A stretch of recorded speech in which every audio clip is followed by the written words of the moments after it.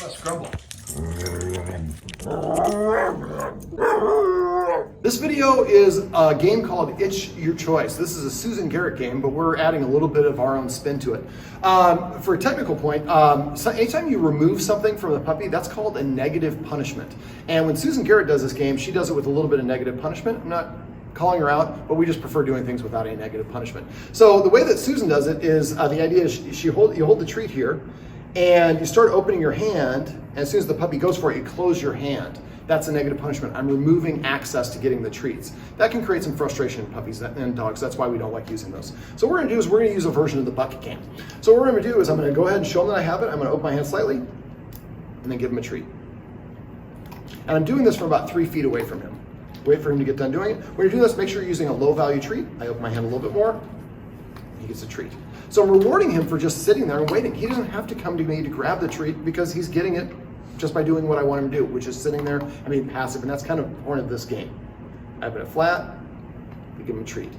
So now we've been able to achieve this at this distance. So then I'm gonna move a little bit closer, open again, give him a treat. Give him a treat.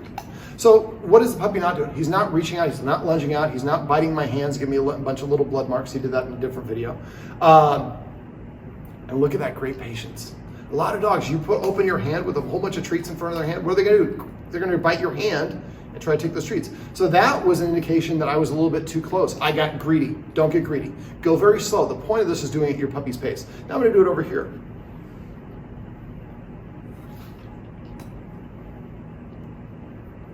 So again, if your puppy is going for it, you're too close. Move your hand away and then just go at this distance. Keep working at different angles. And then open and close your hand when you're doing it. Waiting for him to look at my hand. Opens, gets a treat. A little bit closer, open my hand, gets a treat. That was a negative punishment on me. See, it's instinct. Everybody does it, but you want to try to avoid doing that. So that was me. I kind of lured him into that because I set him up to fail because I reached for him. So again, I'm going to kind of go sideways.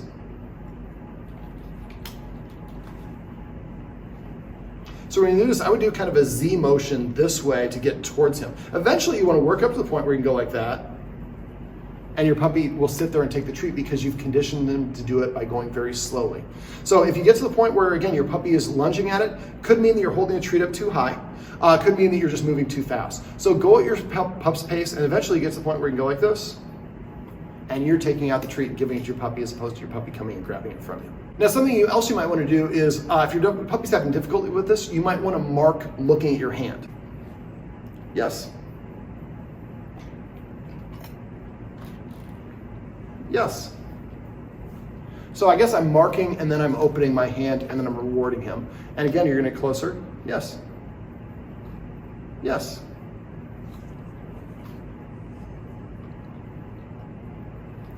I'll let him finish chewing. Gave you too big a treat there. Yes.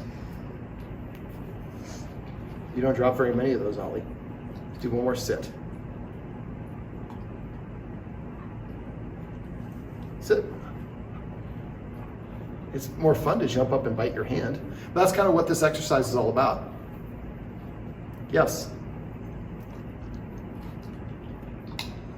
And if you work your way up to it, you should be able to go, yes. Oh, we got a little bit of a lean from Ollie, but he didn't grab the treat.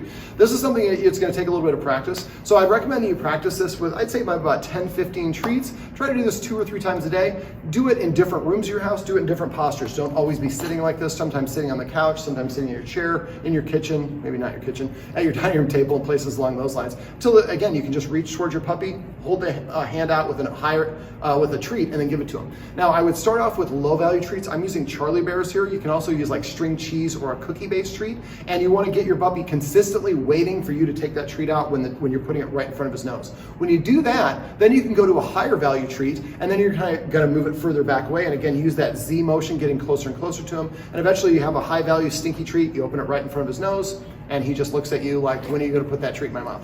Ollie, come. Yes. Let's get better camera presence so we can sign this off. Sit. This is my buddy Ollie, and this is how you can play It's Your Choice without any negative punishment. Quest, you are a goofball.